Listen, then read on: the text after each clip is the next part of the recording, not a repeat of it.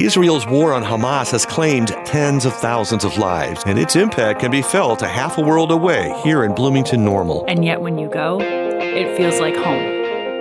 And home is hurting. That conversation is coming up on WGLT's news magazine, Sound Ideas.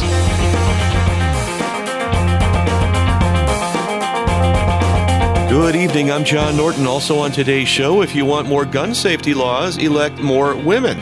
Or so says an ISU scholar who studied state houses of government. There is research that women are, in some instances, less competitive. And a family residency program in Bloomington gives first-year doctors a high-tech training to simulate real patients. There's not a lot of pressure on a simulator because you really can't hurt the simulator.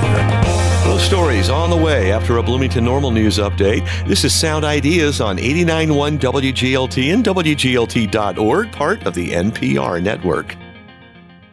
Support for WGLT comes from Bloomington-Normal Audiology. Hear My Story continues with local patient Paul Brandt. So I just went without them for all those years. I talked to somebody who had recently gotten hearing aids and talked about the fact that they were connected to the TV. And so that kind of prompted me to try it again. Paul's full story can be found at bnaudiology.com.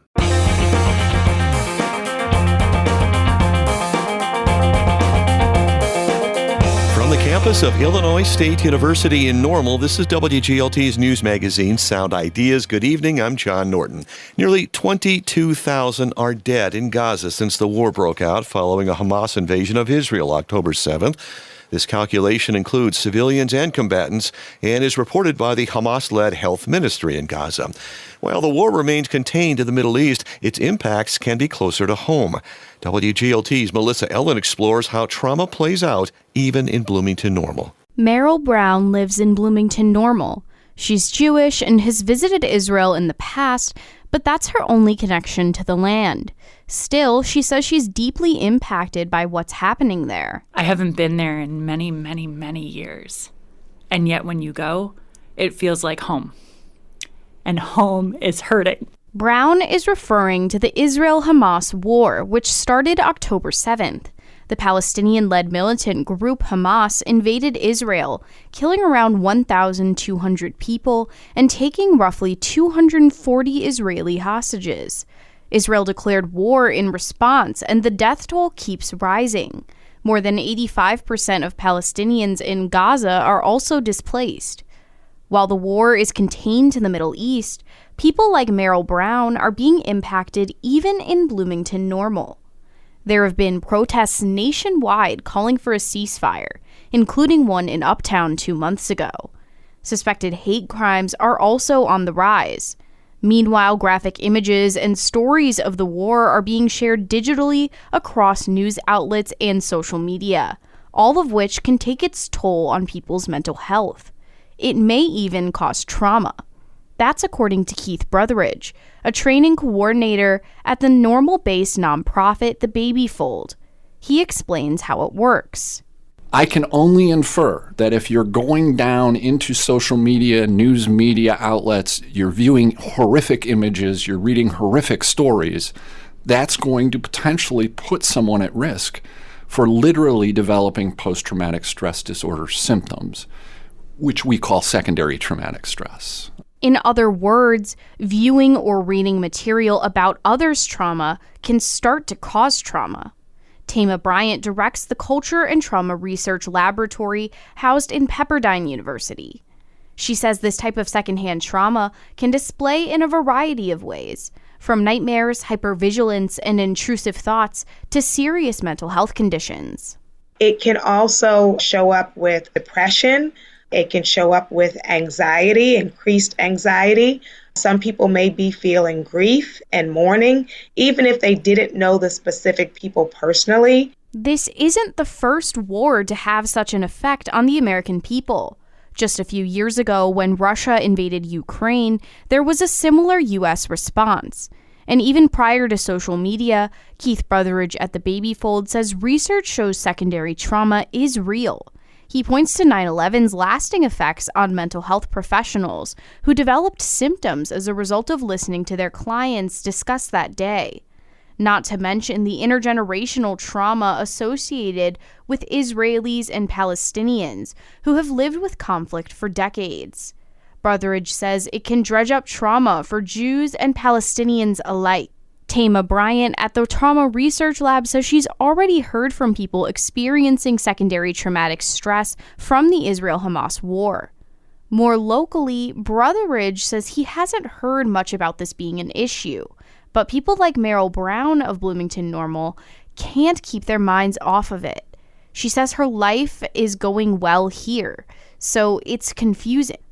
Brown says she also feels like the war isn't a topic of conversation in the area. Her Jewish congregation at Moses Montefiore Temple in Bloomington will talk about it, and a neighbor reached out after October 7th. But she hasn't heard much else. Even on this, Brown is conflicted. While Brown says she laments the lack of conversation, she adds that she's not sure she's even capable of talking about it. Right now, she mostly discusses with her therapist. Even me, I don't know what I need, right? Bryant at the Culture and Trauma Research Lab says behavior like this is also common. Another symptom of secondary trauma can be avoidance. Bryant says people may tune out of the news and social media entirely to keep themselves protected. For Bloomington-Normal resident Omar Kokar, it's a little harder to ignore. He knows Israelis and Palestinians who are living the trauma of this war firsthand. He's reaching out to them, and he's keeping himself informed. I can't imagine the abject terror that they must have felt that day, along with the constant fear of attack. To live under that kind of mental stress is mind-boggling to me. Kokar says depictions of children in Gaza linger with him. He says he's affected viscerally. My mind can't even get to some of those stories. It short circuits, and I hug my kids tighter. Kokar says some of the community events have lifted his spirits. He mentioned a mid-November Vigil for Peace, hosted by Bloomington-Normal Not in Our Town. Rabbi Rebecca Dubow at the Moses Montefiore Temple in Bloomington helped organize this vigil. She says other faith-based organizations in the area assisted. She says these interfaith and community relationships have helped the congregation in its resilience. I truly believe that because of that, we don't feel that alone. Similar to Kokar, Dubow has a personal connection to the conflict. She has family and friends in Israel, and she says her heart goes out to everyone affected. Because of her role at the temple, Dubow says she's uniquely positioned to help others. She checks in on congregants and is in touch with local college students, making sure they're supported. She's heard from community members fearful of displaying their Judaism publicly since the war. I recognize that my role is to be of a comforter and just to be present. Trauma Lab Director Tama Bryant recommends that people rely on each other and reach out, as Rabbi Dubow has. She also encourages those who need it to seek professional help. She says that's the best way to get through this time. I'm Melissa Ellen. Israel on Monday said it was removing thousands of troops from Gaza. Israeli officials have since clarified this does not mean the war is ending. Melissa Ellen covers mental health for WGLT as a Report for America Corps member. Report for America places journalists in local newsrooms across the nation to cover underreported topics. Support for WGLT mental health coverage comes from Report for America and Chestnut Health Systems, caring for the community's physical and mental health and celebrating 50 years of service. The Bloomington-Normal chapter of the Audubon Society has distanced itself from its namesake over his complicated past. You'll hear from the rebranded Grand Prairie Bird Alliance on tomorrow's Sound Ideas.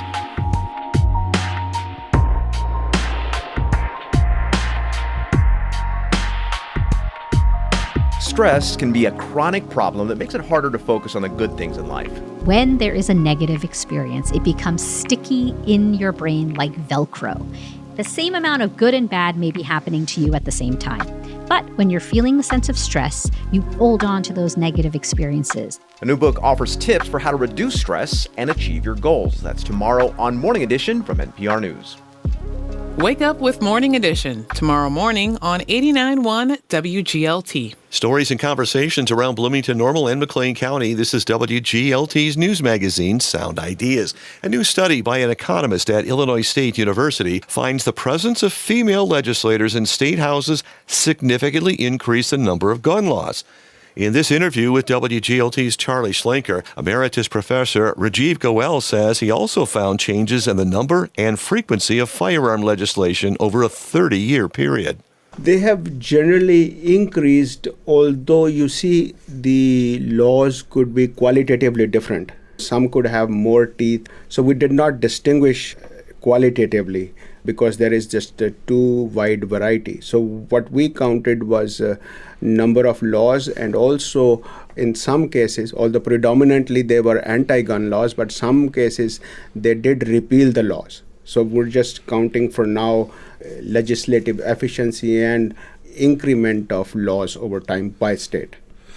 Did they double? Did they triple? What? Over the 30 years, more than doubled, I would say, but there is a big variation. In a given year, you see some state like Idaho had only one law, and California, on the other hand, had more than 100 laws. Why do you think it might be happening that the presence of female legislators in state houses significantly increase firearm legislation of all sorts? There could be a number of reasons. One is the women have different behavioral aspects from men. There is research that women are in some instances less competitive behavior, and also they might have different exposure to violence. Those things frame their attitudes towards gun control, and they also have different recreational use. So this is all women, and some of them, when they show up in the legislature, either in the Senate or House, then that background is partly shaping their behavior. The other thing is, it is perhaps, networking among legislators. So maybe females to females, when there is enough of a threshold, they're able to network and form coalitions better than men to women. So that is facilitating this increase in laws or legislative efficiency. Under what conditions did women have an effect? Large population states, states with one-party control, region of the country, how much gun ownership there is in a given state, states where there's been a recent mass shooting. Do any of those matter? Some of those matter. We did control for elderly population and race. That did not make a difference. Regarding population density, so controlling for population and land area of a state, those states tended to have more gun laws, other things being the same. So the idea could be, again, greater flow of information among the public in those states, or if an incident happens, then people are more aware. Then also we controlled for, other part of the question is mass shootings. Yes, that mass shootings did increase over time, gun laws. Mass shooting by this measure, of course, you could use different measures. Mass shooting here, when we got the data, is defined by 4 or more people affected in an incident who are not related to the shooter. Okay, and then gun owners, had the predictable effect that over time, more gun owners in a state, less gun laws. And one thing which the listener or reader would be interested about is the National Rifle Association. Their data is not membership data is not publicly available. So in a sense, gun owners is a broader aspect capturing the same thing. Then the other thing we also looked at, because there is this legislative lag, that you have legislation today, but it takes into effect in 2 years, or it goes through the process, an election year delay or what have you. So we tried to account for that. So other things being the same, a state with the more history of gun laws is likely to ramp up. So there is some inertia in this process. Does average income matter?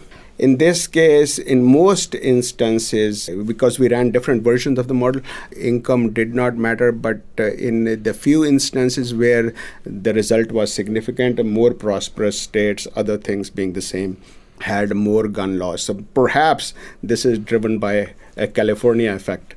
Does the percentage of women in a given state legislature matter? Is there a critical mass of women that's necessary for women to have a bigger effect on gun legislation?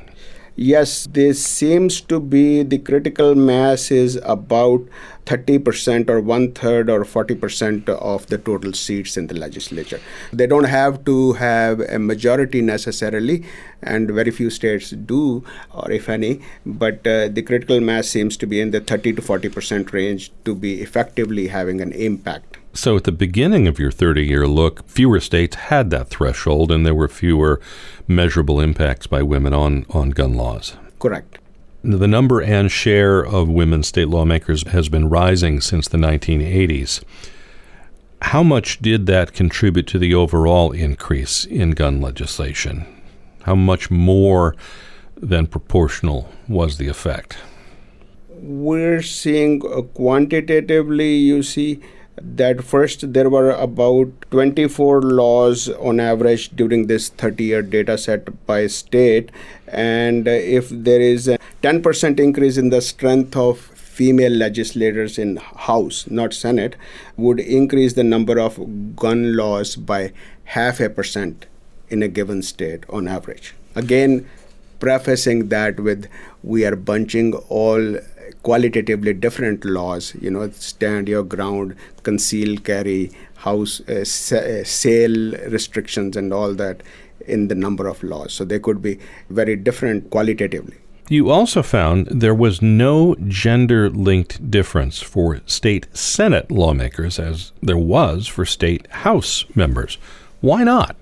Maybe political scientists, friends would have greater insight, but our take, this is with Mike Nelson, my co-author, our take was perhaps states have different tenure versus, House versus Senate. So if I'm a House member, I am perhaps more responsive to the needs of my constituents than senators. Then also this different coalition formation among House and Senate members.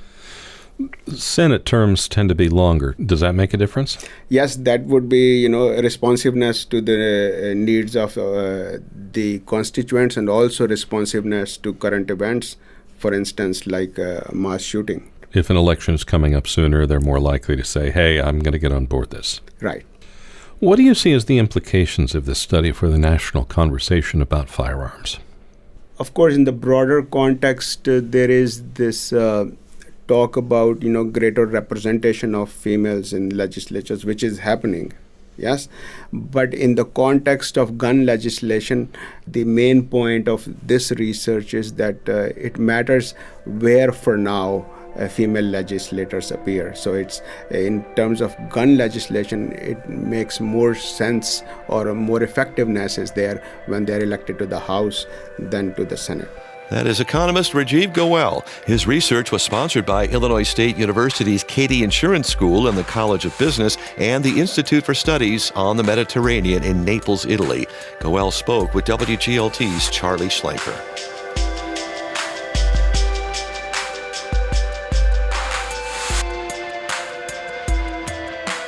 This is Sound Ideas on 89.1 WGLT. I'm John Norton. First-year doctors in a new family medicine residency program in Bloomington are honing their craft using high-tech simulations. The residents at OSF St. Joseph Medical Center recently completed 2 simulations in the program, intubation and practicing placing a central line. WGLT student reporter Emily Bollinger was there and reports that the simulations help residents feel more comfortable before working with a real patient.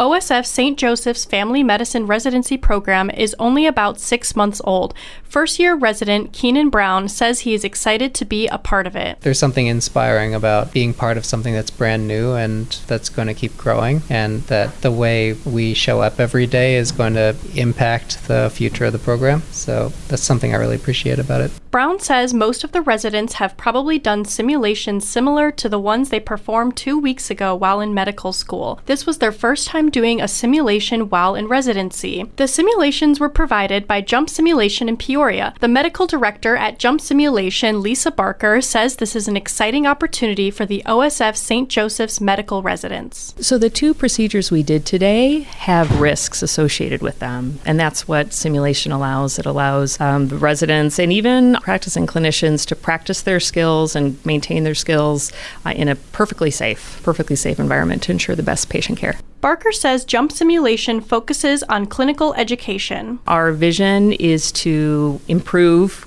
clinical care, so to have improved healthcare outcomes, which everyone I think could get behind. Dr. Rick Anderson is program director for the Family Medicine Residency Program at St. Joe's. He says performing intubation and central line insertion can be risky on real patients. I think the simulators that they have right now are so realistic that for residents to be able to practice on those mannequins and be able to do those procedures, it makes them much more comfortable when they actually have to do one on a real patient, and it's much safer for the patient as well. The first simulation, intubation, involves putting a breathing tube down a patient's trachea so they can breathe. The tube is connected to a ventilator. The other simulation performed was inserting a central line. That's when a catheter is put in a large blood vessel, typically in the patient's neck. Anderson says it varies on how quickly medical residents master the procedure. It typically takes 3 to 5 tries before feeling comfortable. There's not a lot of pressure on a simulator because you really can't hurt the simulator. The residents who perform the simulations are being trained in family medicine. They don't perform major surgeries. They basically do the full gamut of primary care, especially in an area where those specialists aren't available. Programs like this chip away at a nationwide physician shortage that the American Medical Association recently called a public health crisis. That comes after a pandemic that drove many healthcare workers to retire or quit. Medical resident Keenan Brown says he got into family medicine while reading about global health and learning about social determinants of health. I think family medicine and primary care is where there's some of the greatest need in medicine. And it feels like a place I can make a big impact. And I like getting to know people and having those relationships.